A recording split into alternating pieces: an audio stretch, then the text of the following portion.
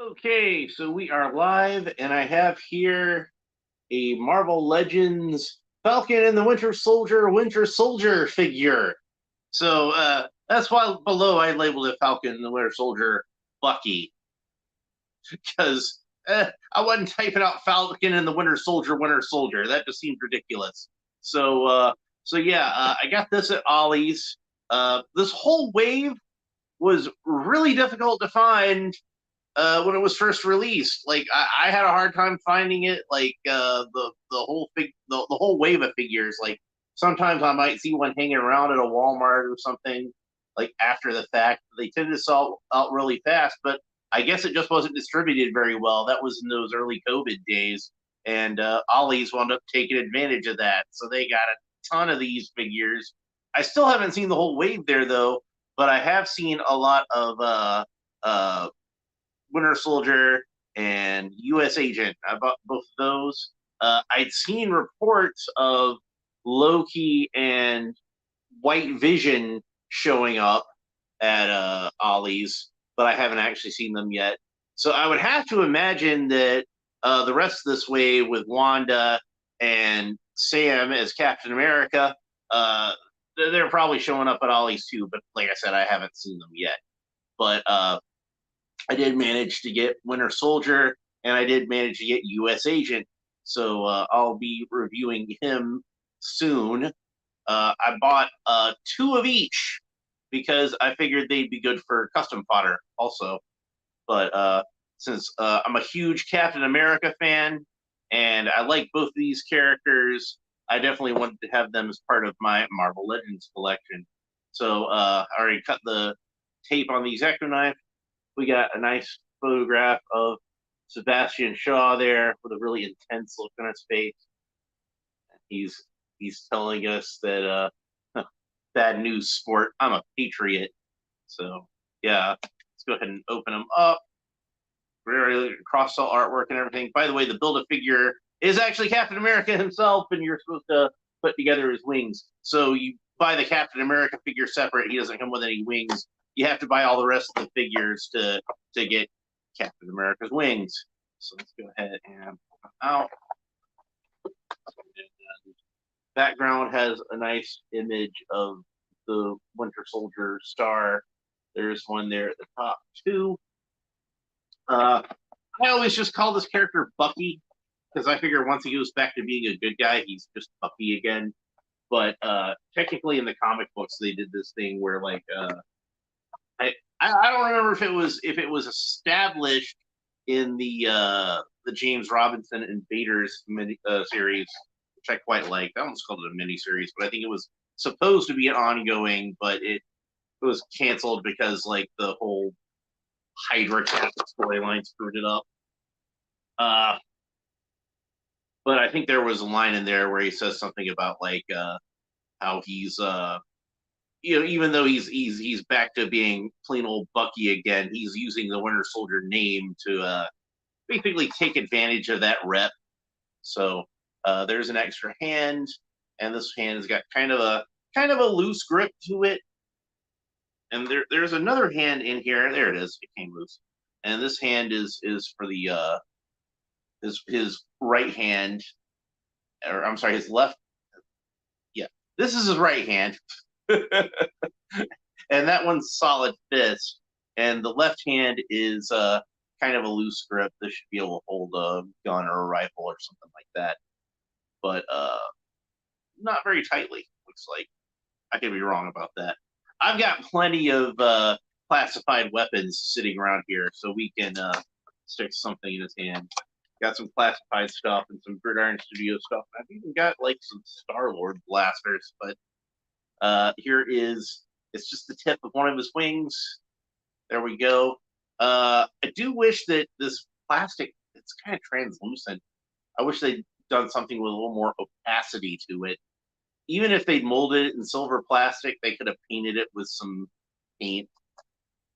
Some silver paint would have helped add some opacity to it, I think. Let's see, we got. You know what? Since I've got two sets of these, I don't know if these are symmetrical. It looks like they're not. but I was thinking I might be able to cheat and use a. Wait a minute, I don't think this is the tip because it's got more clips here. So there's like a little rod it's supposed to clip onto here, and so there should be maybe one more that's supposed to be the tip. Going that way. I don't know. I didn't really look on the box. So here's Bucky himself out of the package, and it looks like he's got these standard sort of Marvel Legends articulation. So his arm rotates all the way around this way. Both of those, and go about this far. It looks like the right arm might go up slightly more than the left arm, which is weird because no, it's just sticking. There we go. I got it. It's got a little bit of a ratchet to it, so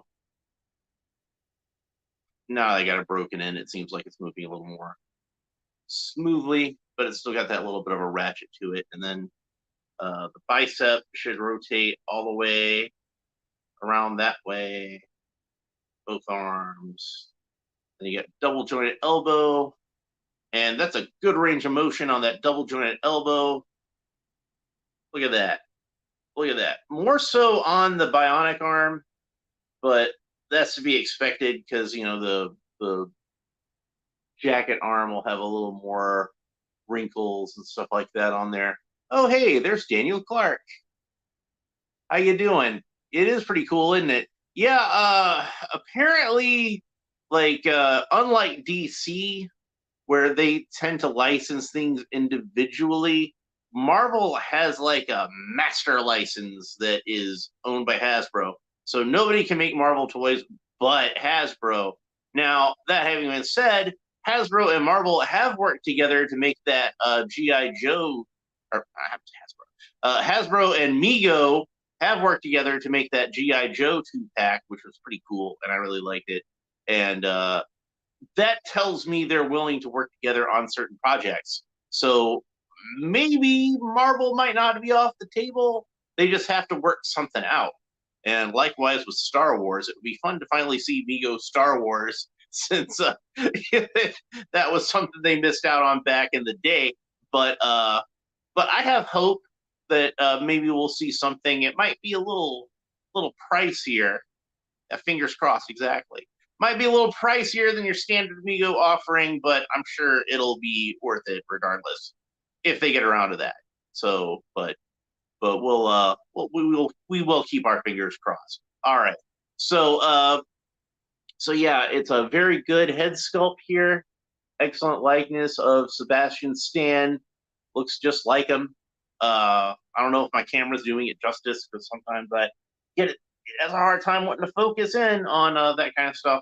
But he does have like a little bit of stubble on there, and it's not just airbrush stubble like you see a lot of the times. It's actually kind of tampographed on there, so they got like each and every individual hair of his stubble on there. The lips are painted, and it's like two-tone lips. It looks good. A lot of good detail on this stuff. Like I remember when I was a kid, you buy an action figure, and a lot of times, like in those early days, like you'd be lucky if they even painted the face. like I think like the Battlestar Galactica figures, they didn't even like paint in the eyeballs, but usually it'd be like a couple little dots for the eyeballs, eyebrows. Nowadays they've got it to the point with the tampography and stuff. They can get some ridiculous detail on this face, almost realistic, like a photograph or something. So what? Back when I started customizing action figures, like my faces were more detailed than what they'd make. So I'd actually give them the whites of the eyes, a little bit of a glint in the pupil, and things like that. And nowadays, all action figures have that, and they push it even further. So mine look a lot more simple than when I paint them than the things they're actually making. But that's progress, man. What are you gonna do? So let's go back to talk about his articulation a little bit. So yeah, not quite 90 degrees on the legs, but close enough for horseshoes and hand grenades.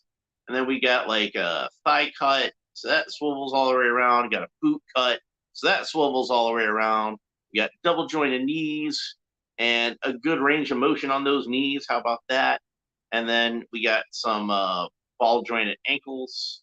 Go about that far, go down about that far, and you can twist those all the way around if you want to, but it's going to look like he broke his ankle.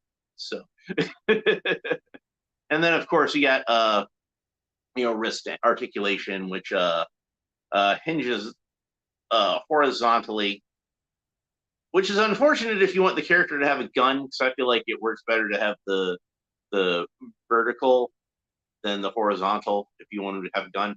But this guy doesn't come with a gun, so I don't remember if he used a gun in the TV series. I think he might have at some point, but I don't remember. So maybe it makes sense he doesn't come with guns. But like I said, we've got all these classified scale guns over here, so we can see how well he holds a gun.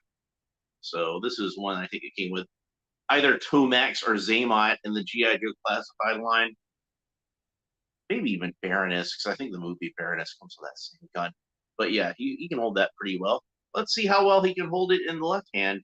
Since, like I said, it does seem like it's a little more loose than the right hand's grip. But let's see if he can hold it anyway. Kind of loosely. It's not going to stay in there. Oh man, noises. Okay, so I got it back. So if you want this guy to hold a weapon, he's probably going to have to hold it in his right hand, unless it's something with like a fairly thick handle. I don't think he could go into the left hand. You want him to hold it in the right hand. Unless maybe like a Captain America shield, he could probably get like the hand around the strap if you want him to hold Cap's shield. So and it works pretty well for like the foregrip of a weapon if you want to have it like that.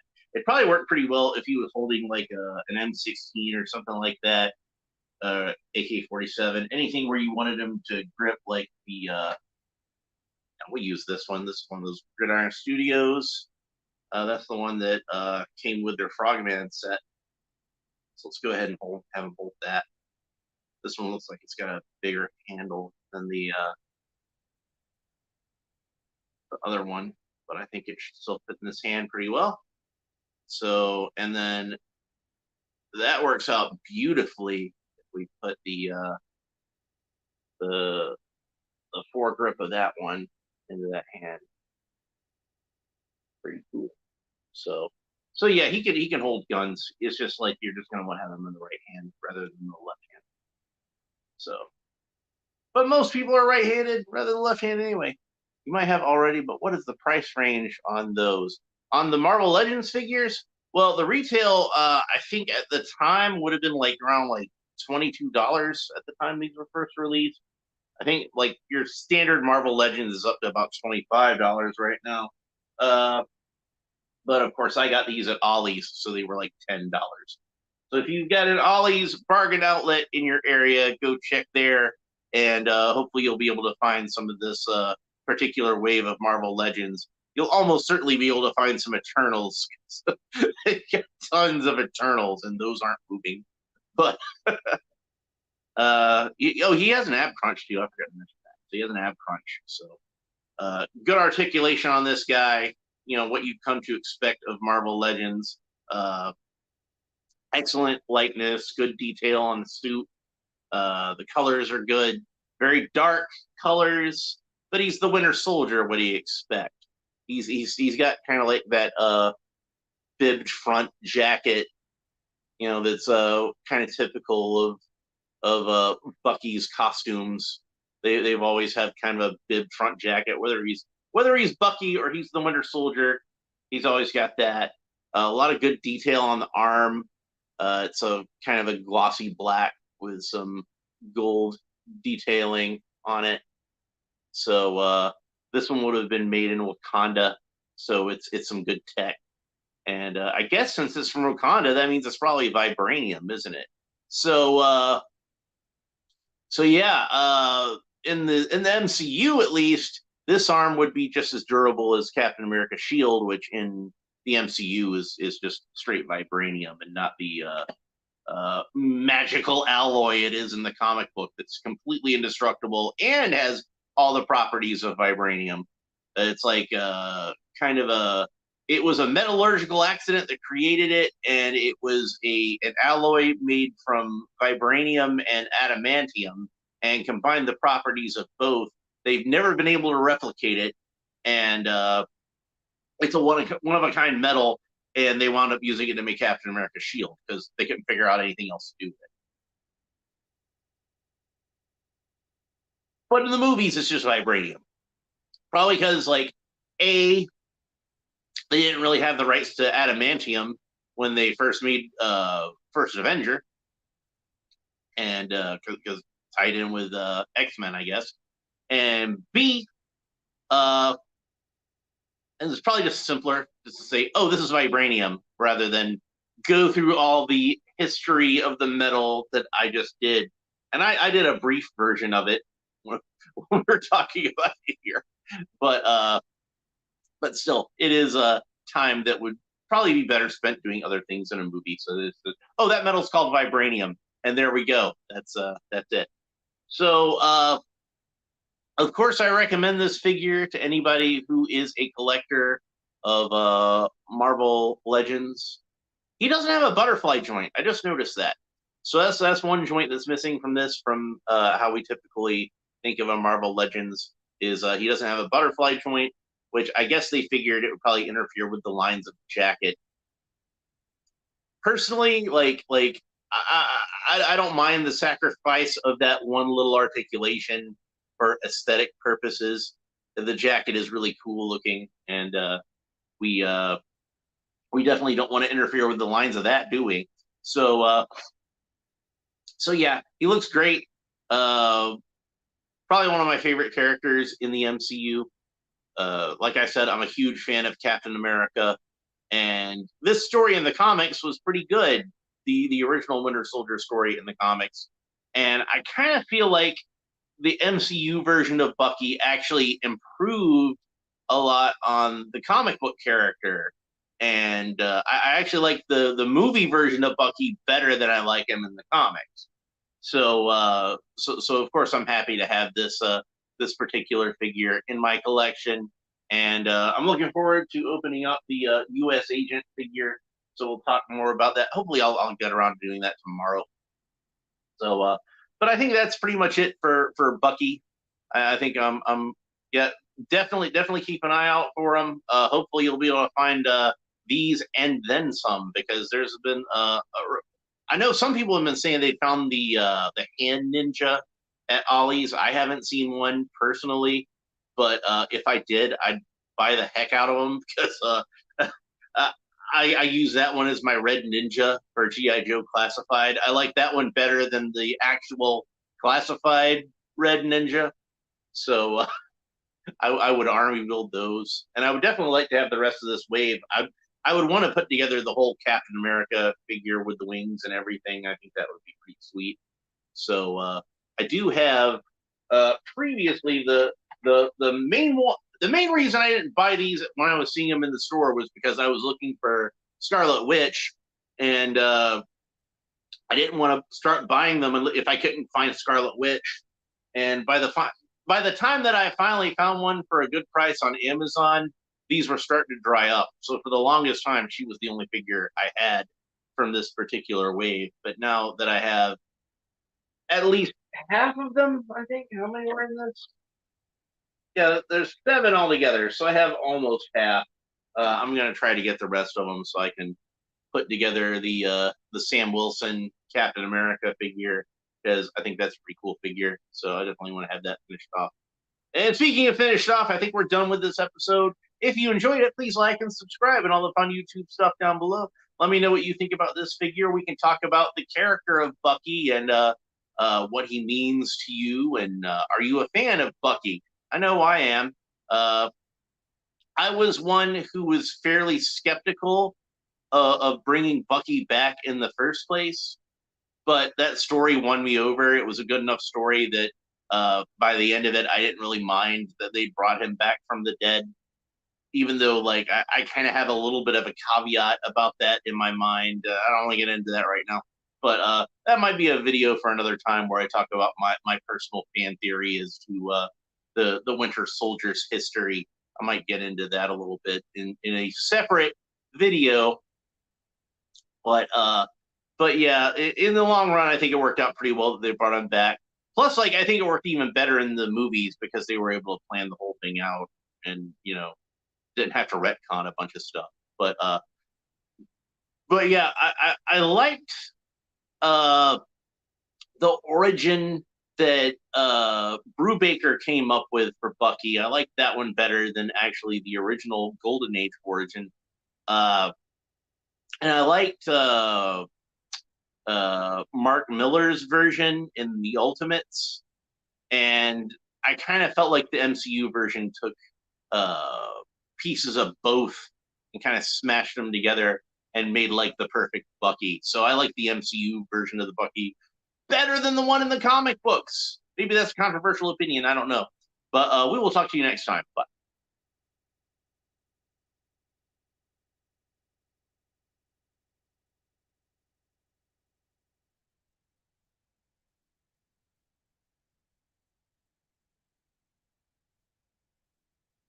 I already said to end it.